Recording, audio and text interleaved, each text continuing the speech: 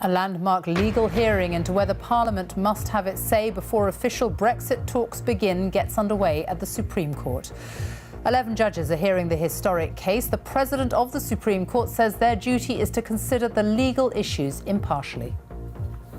We are aware of the strong feelings associated with the many other wider political questions surrounding the United Kingdom's departure from the European Union. Outside the court, protesters from both sides of the debate as emotions run high. The case will be heard for the next 4 days, with a decision announced in the new year, also this lunchtime. Political and financial turmoil in Italy as the Prime Minister resigns following a crushing referendum defeat. 3 former footballers who say they were abused as youth players launch a new organisation to help others. Why shouldn't we send our children to football or whatever sport it is and feel that it's a safe place to be? On its way to the UK, the space capsule that carried British astronaut Tim Peake to the space station has been bought for the nation. And born as the Battle of the Somme came to an end, the twins from Worcestershire celebrating their 100th birthdays. In the south, it's emerged that football clubs were warned as long ago as 1989 about the former Southampton coach now facing abuse allegations and raising the alarm, the device which could stop people freezing in their homes.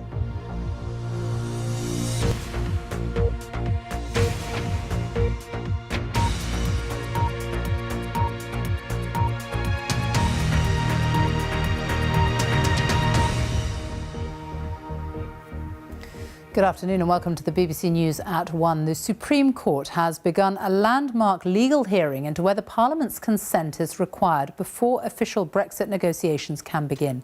11 judges at the highest court in the land are considering the government's appeal after the High Court ruled last month that MPs should have a say before Article 50 is triggered. The Supreme Court President, Lord Neuberger, said the justices were aware of the strong feelings surrounding the case, but insisted it would be deciding according to the law. Our political correspondent Ben Wright reports. It's a case of huge constitutional and political significance. A legal battle over how the government should begin the process of taking Britain out of the EU. This is Gina Miller, arriving at the Supreme Court this morning. She and her legal team argue the government must get the approval of Parliament before it can trigger divorce talks with the EU. And last month, the High Court agreed, reigniting some of the passion and pantomime of the referendum campaign itself. But the government's lawyers, led by the Attorney General, argue the Prime Minister already has the power to begin Brexit and have brought their appeal to the highest court in the UK. For the first time in its history, all 11 Supreme Court justices are sitting to hear a case that has already proved controversial, with High Court judges criticised by Brexit-supporting newspapers. And at the start of today's hearing, the President of the Supreme Court made this statement.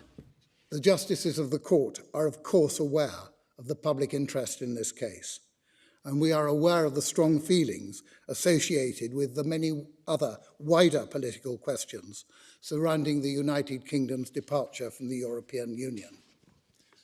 However, as will be apparent from the arguments before us, those wider political questions are not the subject of this appeal. This appeal is concerned with legal issues, and as judges, our duty is to consider those issues impartially and to decide the case according to the law. That is what we will do. And then the government began to make its argument. The Attorney General said ministers did have the right to make and agree new treaties using its executive powers, including the triggering of Article 50 that will begin Britain's divorce from the EU. The triggering of Article 50, we say, will not be an exercise of prerogative power on a whim or out of a clear blue sky. It is the logical conclusion of a process in which Parliament has been fully and consciously involved, a process in which Parliament resolved to put a clear and decisive question about our nation's future to the British people, and in which Parliament expected the government to act on the answer they gave. James Eadie, QC, also representing the government, said in passing the Referendum Act, Parliament had not chosen to limit the government's use of executive prerogative powers. The continued existence and exercise of prerogative powers, such as in the conduct of international relations, is constitutionally sound and not suspect, and is in nature subject to parliamentary control when Parliament chooses to do so. But the premise or the basic constitutional default position is the continued existence of these fundamental powers. But later this week, the claimants' lawyers will argue the government is trying to take away rights that have been established by Parliament. This case is not about the pros and cons of Brexit. It's not about questioning the referendum result. Britain's going to leave the European Union no matter what the Supreme Court judges decide. But it is about the process and whether the government is acting lawfully or not. And if Parliament does get a vote on when Britain leaves the European Union, that could force the government to reveal more about its negotiating plans. Ben Wright, BBC News, Westminster. Well, let's get the latest now from our legal affairs correspondent Clive Coleman, who has been sitting through this morning's proceedings and a huge amount of detail that's been gone through this morning. Tell us more about the basis of the government's appeal. Well, what we've really focused on this morning is this thing, the royal prerogative, because ministers say that those powers entitle them to trigger Article 50. Now, the royal prerogative is sometimes characterised as something that drips down from the time when kings and queens in medieval times could do whatever they like. But James Eadie this morning made it absolutely clear that the prerogative power shouldn't be viewed in that way. It should be viewed as the part of a modern system of government. When government is conducting international relations, entering into and coming out of treaties, it is given those prerogative powers. And indeed, any new state that was created would give government those sorts of powers. So this morning has been largely about looking at that and showing that this power that the government have, that's been characterised as something rather medieval, perhaps something rather dark, is in fact part of the modern functioning of the state and is properly used to trigger Article 50. A lot of argument about that, looking at a lot of cases, but that's the central plank of the government's argument this morning. And a lot of focus on the Supreme Court today and for the next few days this week. When will we know what the judge's verdict is? Well, it's not going to be this week, that's for sure. We've got something like 24,000 pages of legal argument, of case authorities for the judges to consider. There are 11 judges. They could all write their own judgments. We're expecting a ruling sometime in the middle of January. The judges, of course, can get together, they can discuss, they can consider, but it's going to take them that long to consider all of that paper, all of that content, and to come up with a ruling that that they are satisfied with and they're satisfied is true according to the law. Clive Coleman at the Supreme Court, thank you. And you can watch live coverage from inside the Supreme Court, as well as live text updates and analysis on the BBC News website. That's bbc.co.uk/Brexit. Italy is facing political turmoil after the country's pro-EU Prime Minister Matteo Renzi resigned following a crushing defeat in a referendum on constitutional reforms. Trading in shares of some of Italy's banks was suspended this morning. Italy's president must now decide whether to appoint a new Prime Minister or hold elections, which could pave the way for more success for anti-EU parties. Well, let's cross to Rome now and our correspondent James Reynolds. James. Sophie, there's no sign of any removal vans yet, and Matteo Renzi continues to finish off some business at his official residence behind me. He'll hold a cabinet meeting later on in the day, and he'll also reflect, I think, on the reasons for his staggering defeat. Renzi, vattene! Renzi, vattene! Shortly after the polls closed, this small, lively group of protesters called on Matteo Renzi to resign. Dimissioni! He didn't disappoint them. At his official residence, Italy's Prime Minister said that he accepted full responsibility for the defeat and would step down. This is the reform that we brought to a referendum. We were not convincing. I'm sorry, but I go away without regrets. Because if democracy wins and no wins, it is also true that we have fought the good fight with passion and determination. What was obvious and evident from day one, my experience ends here. The results may be dramatic, but it wasn't enough to disrupt the morning coffee run at this bar in Rome's Monti district. Yes, it was a big defeat for Renzi, but I don't think it's that serious. I think our democracy will allow us to recover, get a new government, work on a new electoral law, and to go and vote. No drama. Crisis? I don't think so. I'm not worried. We're already in such crisis, it doesn't make a difference. All I want is to get out of the euro. It would be nice. Our own currency would be a good idea. In this country, political change doesn't provoke immediate panic or unrest. Italy has a particular knack of getting rid of its leaders. This will be its 14th change of Prime Minister in the last 25 years. The European Union now loses one of its most energetic leaders. For the last 2 years, Matteo Renzi played a part in all major discussions in the bloc, including the beginnings of Brexit. The German Chancellor Angela Merkel says she's sorry to see him go. Europe waits to see who will replace him. In the immediate future, it won't be the populist Five Star Movement, here campaigning before the vote. The opposition movement's leaders are calling for an early general election, but that's not up to them. That power rests with the president alone, and later today Matteo Renzi will make the short drive to see Italy's president Sergio Mattarella. At that point he'll submit his resignation and the president will sit down with political leaders and he'll have to come up with the name of a replacement prime minister to serve out the remaining 14 months of this government's term. Sophie. James, thank you.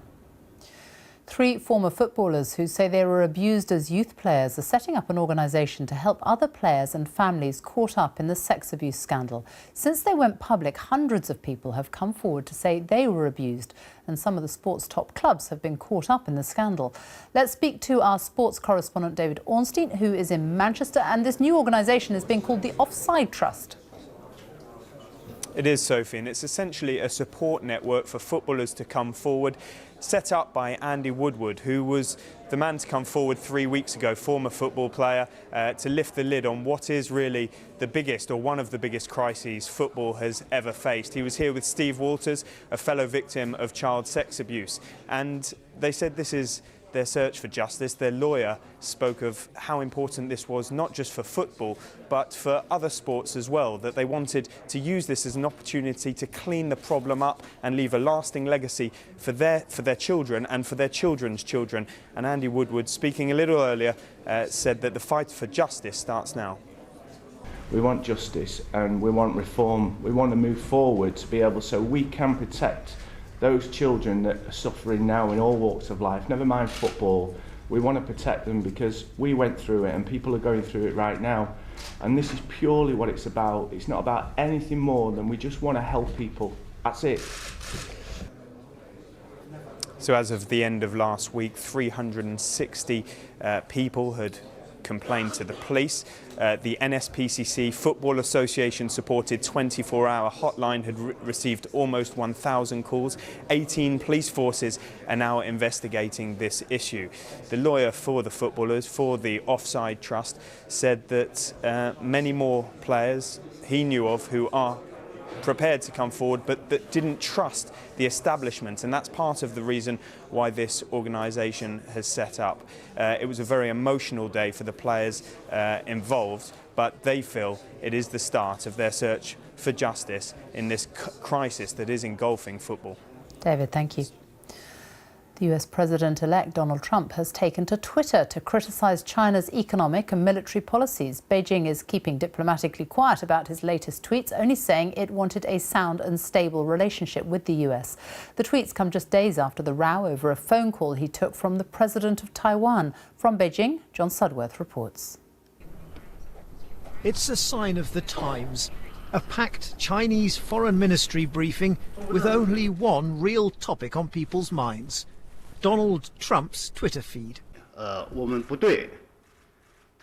We don't want to comment, the spokesperson said to repeated questions. We don't want to speculate. The US president-elect has a track record of baiting Beijing on Twitter, and the 2 latest tweets were true to form. Did China ask us if it was okay to devalue their currency, heavily tax their products, or build a massive military complex in the South China Sea? He writes. I don't think so. It's not the substance, but the timing, specifically this phone call that gives the tweets their significance. They come just 2 days after Mr. Trump tore up decades of long-established diplomatic protocol by speaking to the president of Taiwan, Tsai Ing-wen. China views democratic, self-governing Taiwan as a breakaway province. The US has long provided military support to the island, but it's also been very careful not to upset China further by affording Taiwan the status of a sovereign power. The spokesperson here at the Foreign Ministry made it clear that China is not prepared to engage in a dialogue over Twitter, but he did go on to confirm that there is contact between Beijing and the Trump transition team. That dialogue must be pretty strained at the moment. The message to the assembled journalists here was loud and clear. The one China policy is non-negotiable. China has never ruled out the use of force to retake Taiwan. But one thing's for certain, it's an issue over which diplomatic missteps can have real consequences.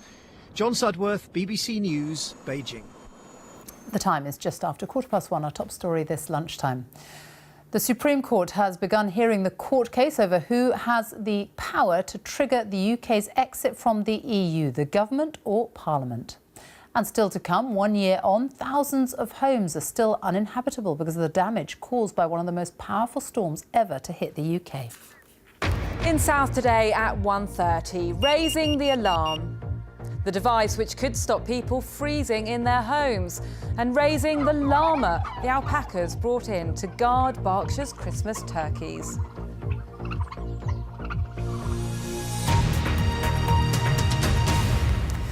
The space capsule that took British astronaut Tim Peake to the International Space Station and then brought him safely back to Earth is being put on display in London after it was bought by the Science Museum.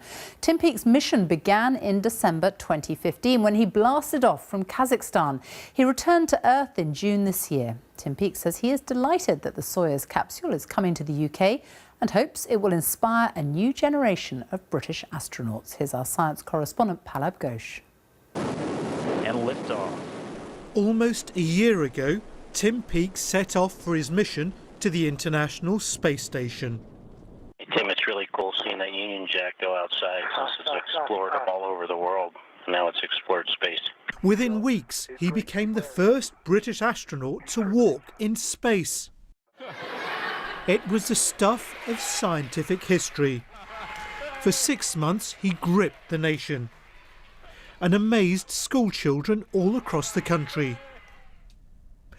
Now, the capsule that took him into space and returned him back has been bought by Britain's Science Museum. It'll be on display next year. You do become very attached to your spacecraft because it definitely does save your life. And I'm absolutely delighted that my Soyuz spacecraft, the TMA-19M, is going to be returning here to the UK and may serve, hopefully, as inspiration for our next generation of scientists and engineers. The Science Museum already has the Apollo 10 capsule, which was part of NASA's programme to send astronauts to the moon. Tim Soyuz will soon be joining this American Apollo capsule. There's nothing like real spacecraft that have actually been in orbit to inspire people, particularly children, many of whom will want to follow in Tim's footsteps into space. When we watched Tim Peake go into space, we had thousands of school children here in the Science Museum. They were besides themselves with enthusiasm and excitement. To have his spacecraft back down on Earth is going to be very important for many, many of those school children. It's 1 inch, yeah? Can I touch you to see you're real? Go on then. It seems too good to be true. At a recent schools event, children could scarcely believe that they were with a man who had actually been in space. And dig into any bits of soft flesh that you might have. Yes. Helen Sharman was the first British astronaut 25 years ago. Her spacesuit is now on display. She told me that she believed it was important to have parts of Britain's space history here. I think it's a tremendous thing to be able to have Tim's capsule, not just a Soyuz capsule, but it's Tim's. And the fact that we know that our astronaut was actually inside it, physically, he sweated inside that seat. He looked outside of that window and he saw what it was like re-entering the Earth's atmosphere. It really provides us, I think, with that link to our own astronauts. The hope is that the feel-good factor from Tim's mission will continue for many years to come. Pallab Ghosh, BBC News. The Japanese Prime Minister Shinzo Abe is to become the first Japanese leader to visit Pearl Harbor in Hawaii to mark the 75th anniversary of the attack which brought America into the Second World War. More than 2,000 American soldiers and sailors were killed in the attack in 1941. He and President Obama will travel together to visit the memorial built over the remains of the sunken battleship USS Arizona. New Zealand's Prime Minister John Key has unexpectedly resigned after 8 years in office. He won 3 consecutive election victories for his National Party, but at a news conference overnight, he said he had never been a career politician and it was right to leave at the top of his game. He said that he now wanted to spend more time with his wife. The Foreign Office says it's supporting the family of a British woman who it's believed was stabbed to death in Finland on Saturday. The 25-year-old woman, who was from Scotland, had been working for the tour company Santa Safari, based in the village of Kutunen in the northwest of Finland.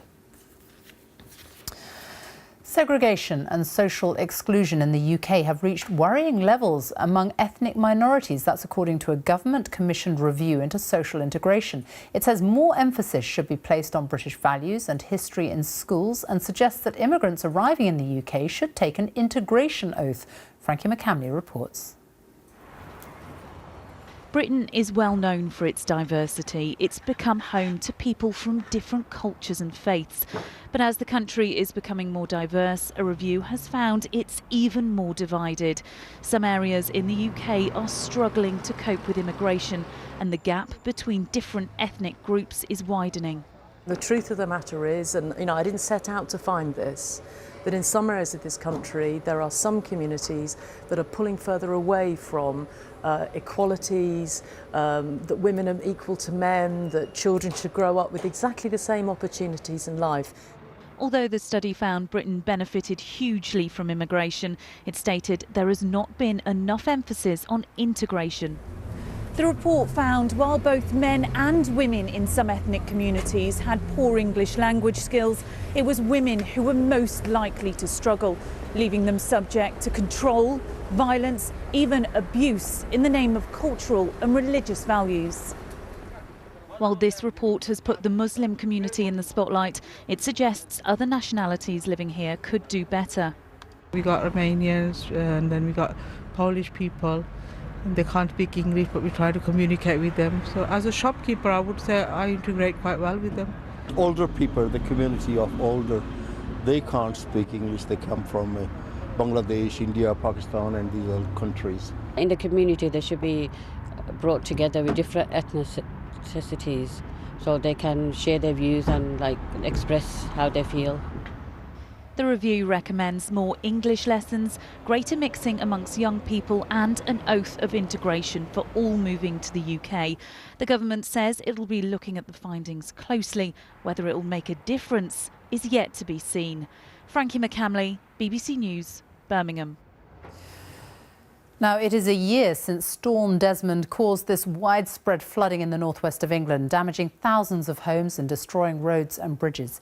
Experts now say last year's storms were the most extreme ever recorded in the UK. In one area of the Lake District, a record 13.4 inches of rain fell in just 24 hours as Storm Desmond hit the UK. But a year on, hundreds of homes are still so badly damaged that families haven't been able to return home, as Fiona Trott now reports. Panic in Carlisle. And this was just the start. Storm Desmond tore this county apart. Over 5,000 homes were ruined. Sarah Betton's house was one of them. So here we are. It's looking a bit different from when you were last here. It looks very different. Wow, you're really pleased? Very pleased. Yeah, it's just nice to be back home. And it finally looks like a home. Here it is in March. The 9 months since then have not been easy. In all honesty, the flooding was the easy bit. There was a lot of things we've had to have redone, plaster ripped back off the wall and redone, floors ripped back up. There's been just, well, poor workmanship basically. I mean, don't get me wrong, it's not all been like that. There's just been certain areas where it's just not been right. But here in Kendal, some builders haven't even started work. Everyone on this row, they're all old age pensioners. It has made a lot of them ill, just with having to put up with everything, not knowing what's happening. If I didn't have my work, I think I would end up being in hospital by now. It's just so heartbreaking.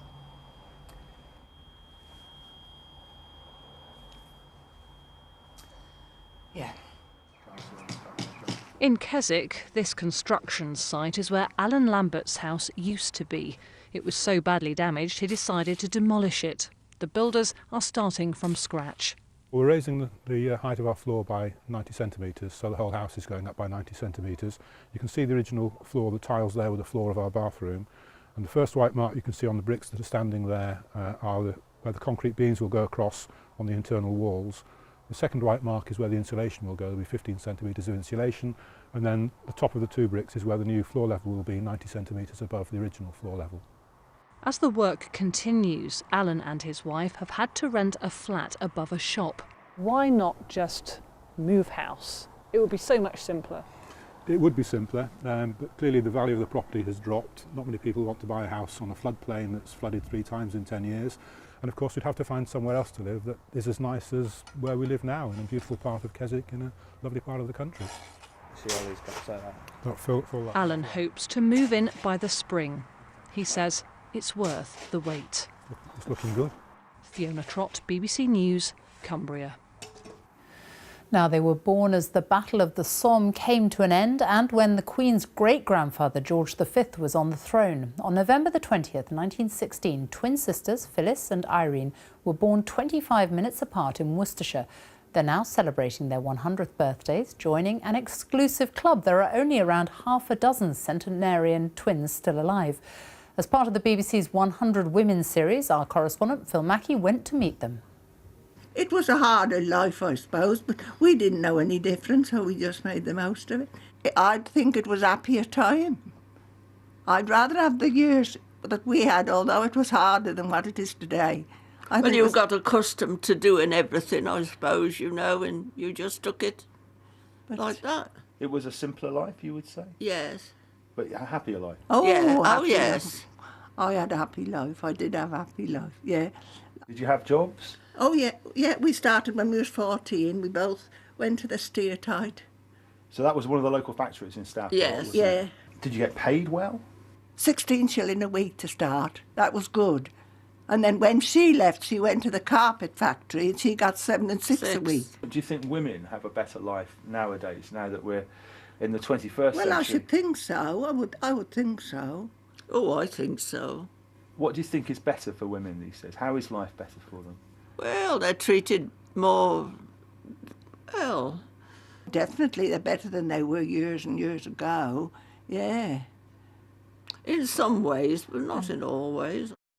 We've always worked hard and we've lived well, so that's what I've put it down to be. I mean, I've never smoked, but I used to like a drink. Oh, I like a drink. She only has a shandy now. They won't stop her having a drink. I don't drink a lot, do I? She only has Carl gets her shandies every week. I has a shandy now and again, that's all. What's the thing you most fondly remember from your 100 years? What do you remember mostly? Yes, I know what I'm trying to think.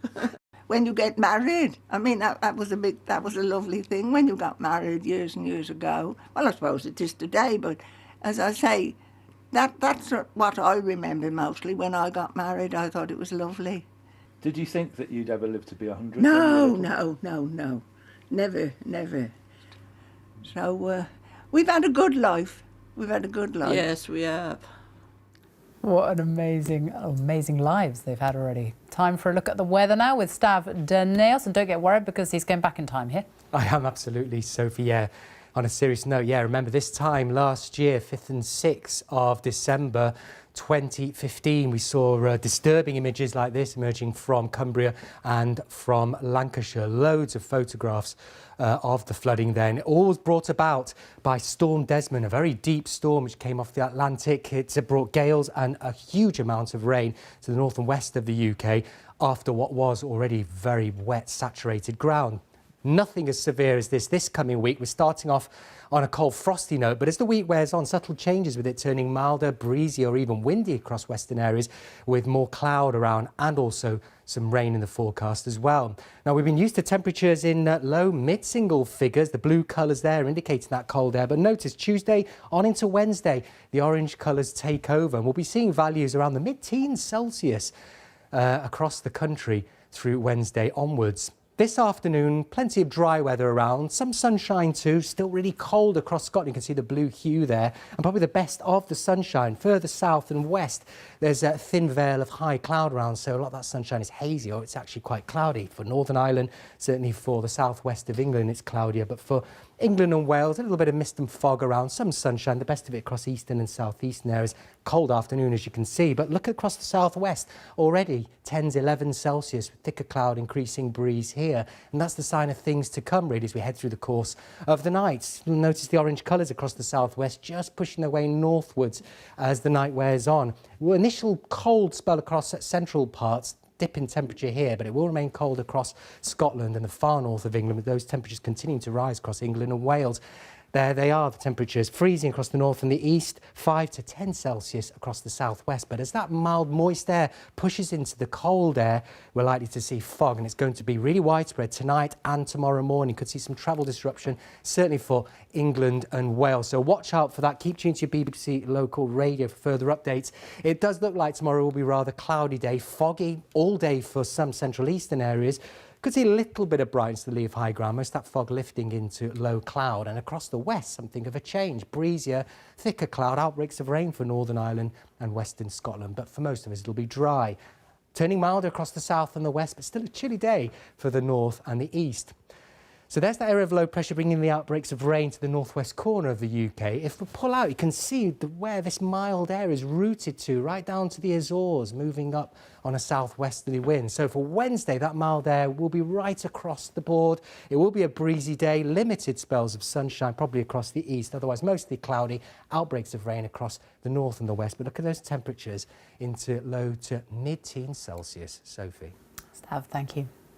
A reminder of our main story this lunchtime. The Supreme Court has begun hearing the case over who has the power to trigger the UK's exit from the EU, the government or Parliament. We are aware of the strong feelings associated with the many other wider political questions surrounding the United Kingdom's departure from the European Union. Coverage of that throughout the afternoon on the BBC News channel, but for now, from the BBC News at 1, goodbye.